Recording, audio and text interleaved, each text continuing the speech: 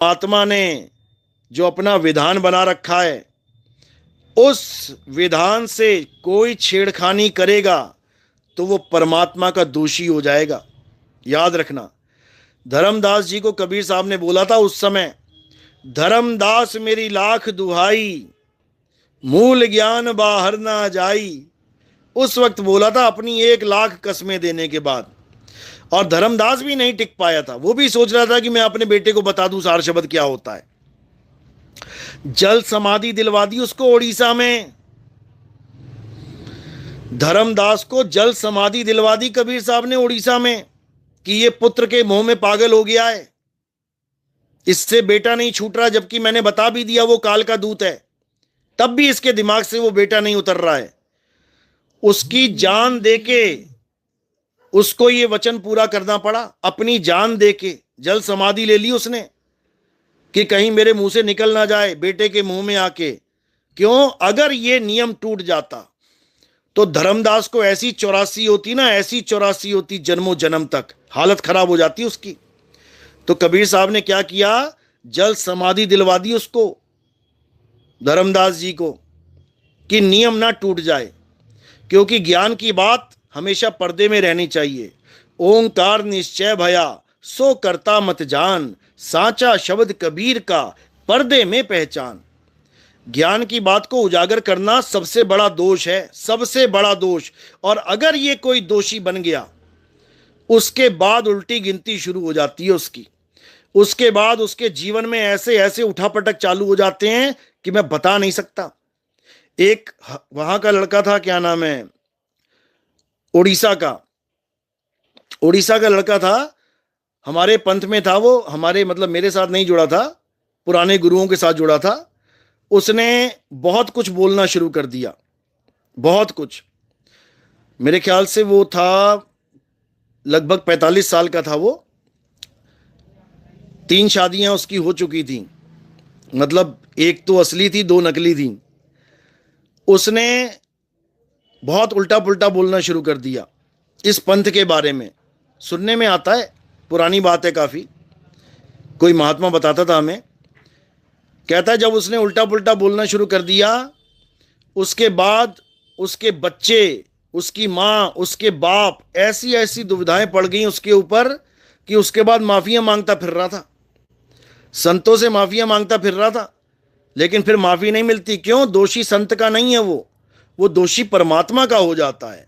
और फिर परमात्मा का अगर दोषी हो गया, फिर भाई साहब उसका कोई रास्ता नहीं है, फिर तो 84 भुगतो और जो होना है वो तो होगा फिर। इसलिए कभी भी किसी भी गुरु की शरण में जाओ, गुरु धारण करना है करो, नहीं करना है ना करो, कुछ करना है करो, भक्ति करनी है करो, नहीं करनी है ना करो, लेकिन किसी भी मर्यादा के साथ छेड़छाड़ कभी मत करना। क्योंकि उसके बाद संभाले नहीं संभला मैटर, उसके बाद ये मैटर संभाले नहीं संभला जाएगा, उसके बाद तो भुगतान भुगतना पड़ेगा, भुगतान। और ये भुगतान कोई छोटा मोटा भुगतान नहीं है, फिर हालत खराब हो जाएगी, फिर बहुत दुर्गति हो जाएगी, किसी का कुछ नहीं जाएगा। मजाक मजाक में ऐसी फांस पड़ जाएगी गले में कि भाई साहब हालत खराब हो जाएगी। इसलिए कोई भी, हमारा भी कोई शिष्य है या किसी और गुरु का कोई शिष्य है, मर्यादा भंग मत करना, मर्यादा के साथ कोई छेड़खानी नहीं है, समझ लो।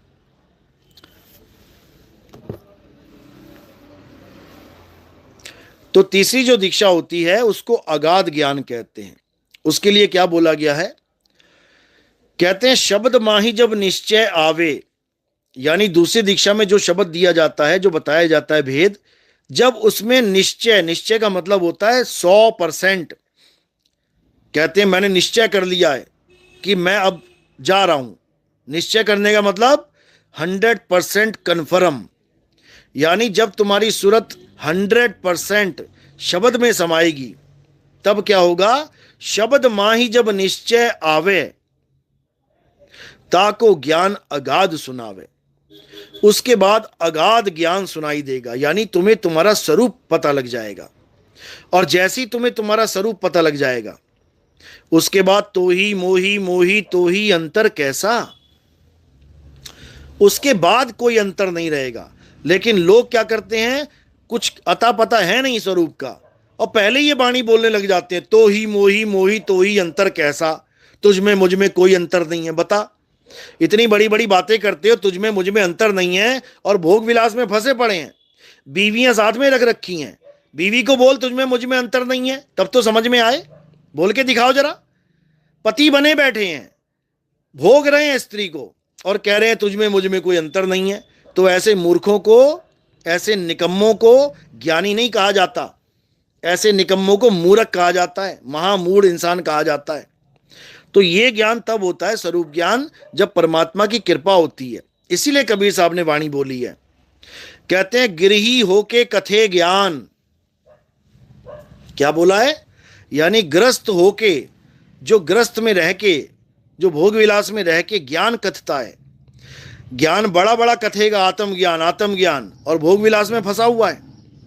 कहते हैं गिरही होके कथे ज्ञान, अमली होके धरे ध्यान।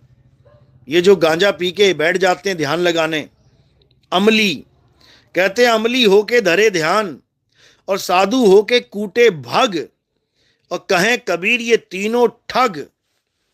इनको ठग बोला है कबीर साहब ने। तो ये ठग हैं भाई, ठग, समझ लो। ठग लोगों से बचना है और असली ज्ञान को प्राप्त करना है। वो कैसे मिलेगा? जब तीसरी दीक्षा हो जाएगी, अपने आप ज्ञान हो जाएगा। तीसरी दीक्षा में जो शब्द ज्ञान होगा उसको गुरु से मैच करवाया जाता है। इसीलिए गुरु की जरूरत पड़ती है, क्योंकि गुरु आपको समझाएगा कि सत्य ज्ञान मिला कि नहीं मिला, असली अनुभव हुआ कि नहीं हुआ, तब जाके ये बात समझ में आएगी। अन्यथा किसी के ये बात समझ में नहीं आ सकती। ये स्वरूप ज्ञान है मेरे भाई, स्वरूप ज्ञान, समझ लो। तो 3 प्रकार की दीक्षा, यानी पहली दीक्षा 52 अक्षरी, और दूसरी दीक्षा ध्यान विदेही, और तीसरी दीक्षा नाम विदेही। जब ये तीनों दीक्षा पूर्ण हो जाती हैं, कहते हैं ध्यान विदे और नाम विदेहा, 2 लख पावे मिटे संदेहा। जब दोनों को लख लोगे तो संदेह मिट जाएगा, ये भ्रम टूट जाएगा, भव पीरा खत्म करेगा।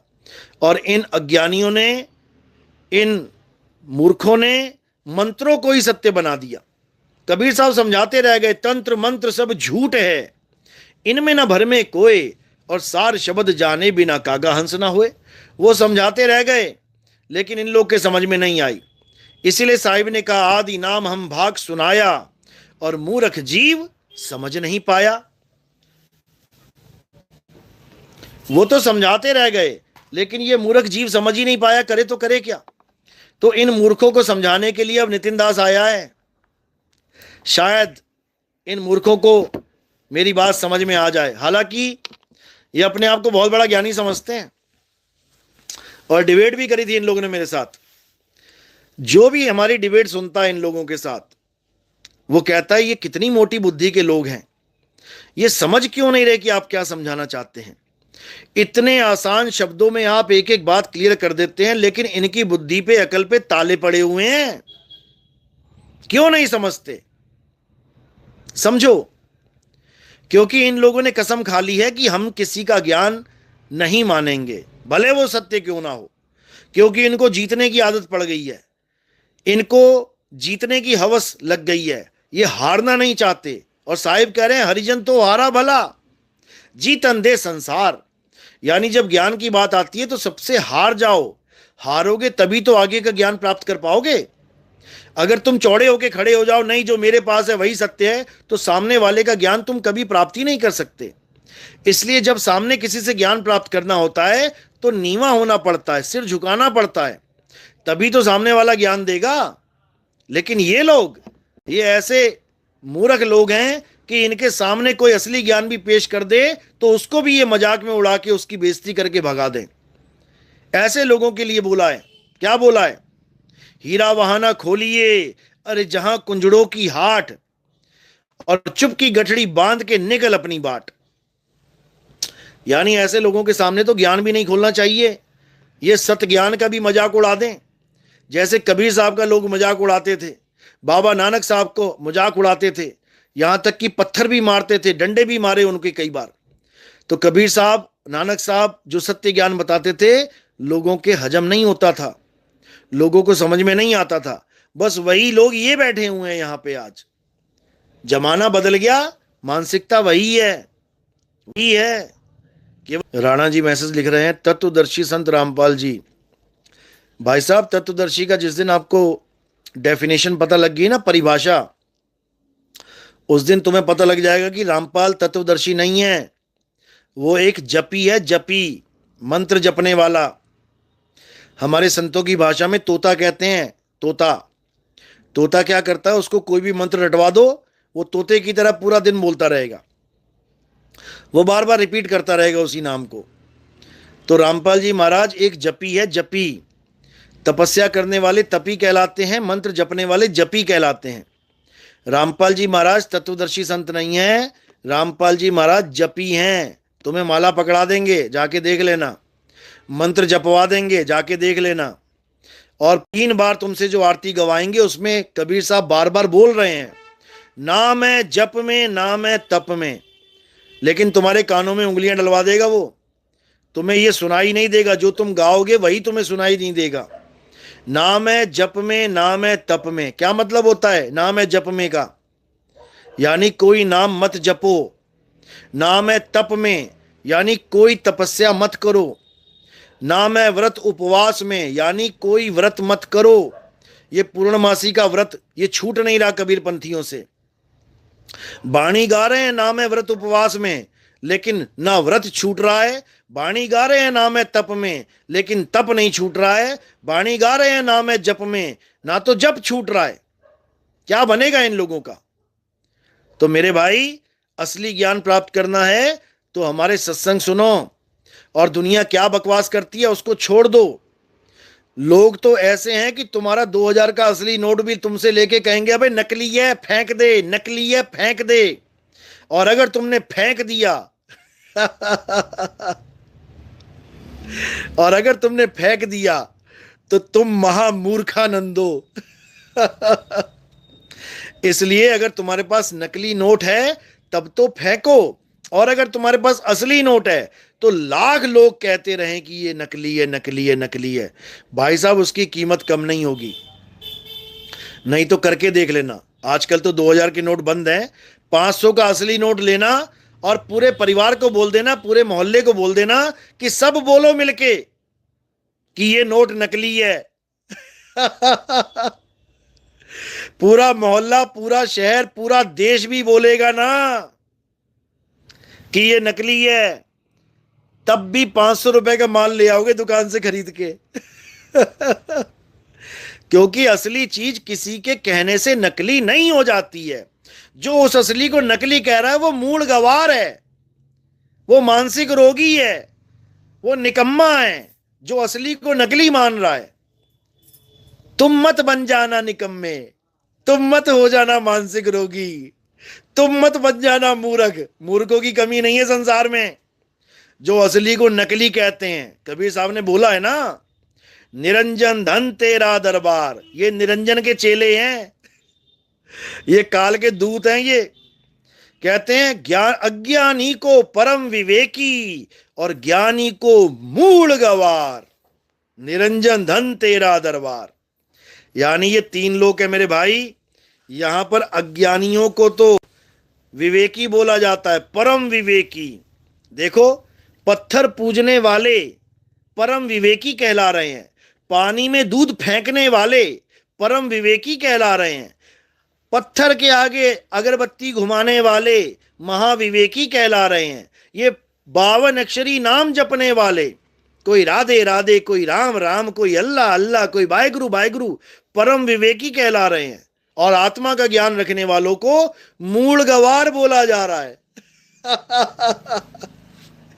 इसीलिए बोला है, अज्ञानी को परम विवेकी, ज्ञानी को मूल गवार, निरंजन धन तेरा दरबार। अब बताओ, इसलिए कोई क्या बोलता है उसको फेंको, उसको फेंको, छोड़ो उसको।